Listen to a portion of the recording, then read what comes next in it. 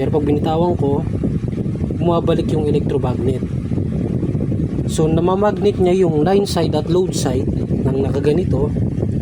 Bumibitaw rin pagkabitaw natin ng push button. Ayan. Pero pag nalagyan natin ng 13 at 14 yan, maglalak lang yung electromagnet. So may supply na papasok sa ating relay. Off na muna natin yung circuit breaker. Lagyan na natin siya ng cable.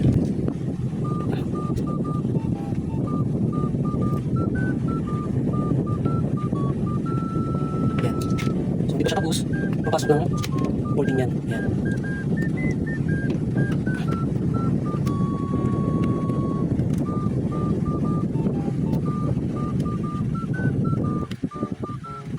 Yung kabilang linya, lalagyan din natin ng wire pero doon siya pupunta sa 14. So ito yun. Determinin natin yan dyan. Ito yung ating interlock yung kanina na-explain ko. So kahit mabitawan natin yung push button, mamagnetin na ang electromagnet yung line side at load side ng magnetic contactor. So pag may nakakunik po doon ng motor, magra-running po siya. Then ito, determinin po natin dito sa 14. So maganda pag-actor din nakikita para mabilis yung motor dunhan sa mga nagsisimula pa lang sa mga nilais na ng motor control. So yan ha, yung motor control.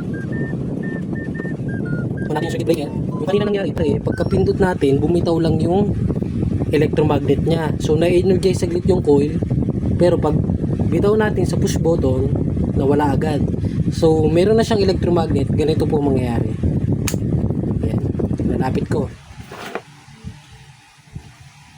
Na-energize yung holding coil. So pag nakalubog po yan, yung nakikita ninyong L1, L2 at L3 at yung sa baba na T1, T2 at T3. So nagkakaroon po ng continuity yan.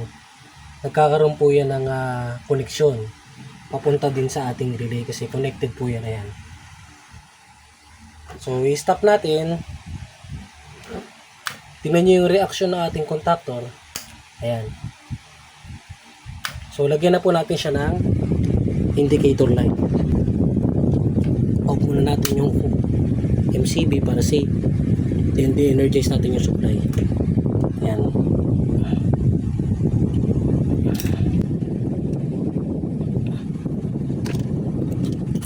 Dito po natin yan determinate. Kagaya ng ating nasa diagram. So yun po ay sarili nating design. Hindi po natin mamalaki yan, pero dahil tayo po ay passion natin yan, yung motor control, electrical, kaya po natin gawin yung ganyan pong design. So marami na rin po akong vlog regarding sa motor control, kahit sa mga windings ng motor, tinuturo po natin. So pupunta ito na A2. Ito kabila. Dito siya pupunta.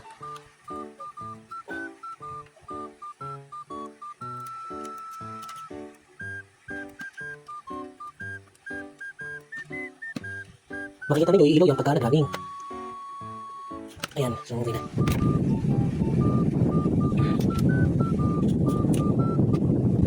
So ganito po yung kanyang actual. Pag nag-running na yung contactor, nag-energize na yung ating magnetic coil, iilaw po yung kulay blue. So kasi running po siya. Ayan. Indikasyon siya na running. Then pagka inok po natin yan, mamamatay yan.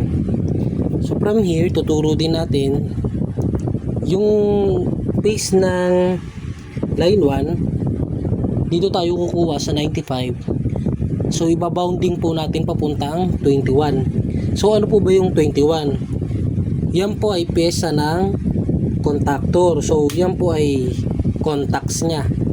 Normally close po yan. Ano po ba ang normally close? Ang normally close sa contactor, hanggat hindi po natin na-energize ang ating magnetic coil, mananatili pong close yan. So iilaw po yung pula. Usually ginagamit po yan dito sa pula. Ayan.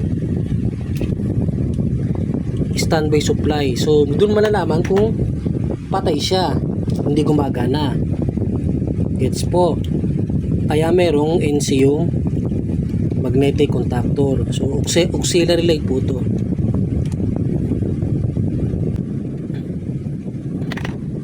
Yan, nakikita nyo. Phase ng line 2 pumunta rito sa auxiliary light. Then ito, tuloy-tuloy din ang pasok ng kuryente. Kaya po umiilaw yung ating stop. So pag nag-running naman, from 95, normally close yan. Pinindot ko yung push button kanina, pumasok agad yung supply rito, NC A1, din pace ng line 2. Yung 13 at 14 nag-close po yan. Ito nag-open yung push button kasi yan po ay NO, normally open po yan. So magko-close to, dito papasok yung supply, na-energize yung contactor, then ito po ay mag-open. So kaya siya patay. Pabalik natin siya sa stop. So lalagyan natin ng overload.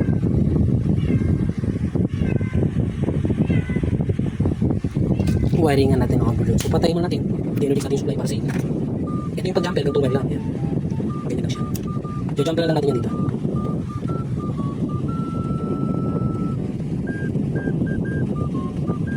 From 95, ja-jumper natin yung 97. Ayan o. Pupunta siya ng 97. Ito yung 97 already. Ayan.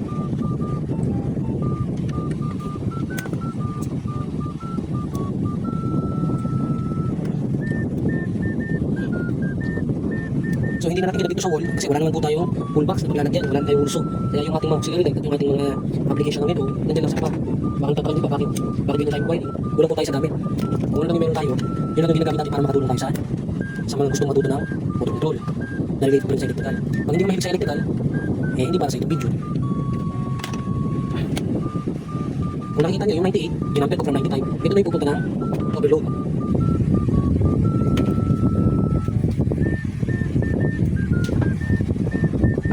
Ito yung ating overload guys, yan. Kulay dilaw po yan. So ganyan, iti-terminate po natin yan dito. Ito ang mahirap sa mga auxiliary contact. Hindi maayos yung mga natatanggal yung kanyang screw. Ayan, ang hirap na ibalik doon sa ano. So mabalik mo natin yan dito para hindi na may habang. Also din yung isa. Ating balik natin yung kanyang pinaka-cover for safety. Ayan. Ngayon, terminate na natin to dito. Kung nahabaan tayo sa mga dagka natin, pwede naman natin yung tutunan ng problema. Depende na lang yun sa inyo pag kayo na yung gumagawa. So guys, lagyan natin yung wire. Ayan. Papakita sa inyo para siya nag-overload. Then yung 97 na yan, yung kabilang linya pupunta ng auxiliary contact, yung phase 2. Ayan.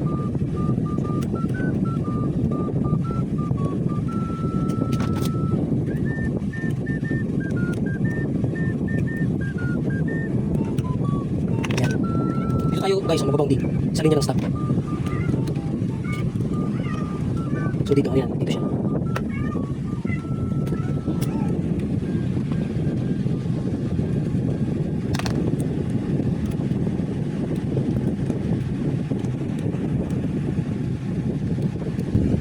Yun guys, tapos na natin. Ayan, papakita ko na sa inyo yung ating finished product ng direct online starter. So madali lang to, madali lang pagka kabisado natin yung principle ng isang bagay. Pero pagka tayo nagsisimula pa lang, hindi naman yung kalugihan kung tayo ay makikinig sa iba. Kasi dun din kami galing sa hindi natin pa alam yung mga bagay na ngayon ay kabisado na natin.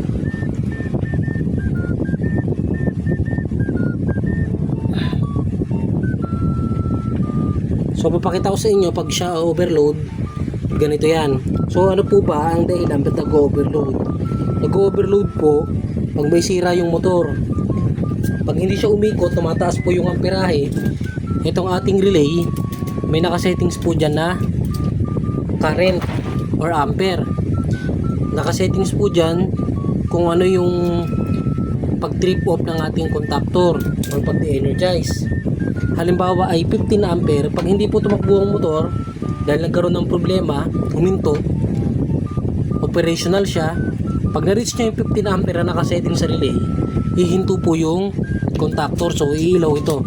Yung NC mag-open, yung open mag-NC. Sa madaling salita, mag-open yung 95, magko-close tong 97, kaya iilaw yung overload. So ganito siya. Siya guys, on natin circuit breaker, so naka-stop. Subukan natin yung running, then stop natin. ilagay natin sa overload. Ayan. Kung napapansin niyo agad-agad, umilaw yung overload, pati yung stop. So bakit umilaw din yung stop? Umilaw na nga yung dilaw. Kagaya ng sabi ko kanina, hanggat hindi na i-energize yung coil, close po yan. So iilaw yan, may supply, ayun o, dire-diretso. Yung 97, magko-close yan kasi nag-overload. Kaya ito ay mag-open, yung 95. So yan ang schematic diagram ng direct online starter. Sana makatulong.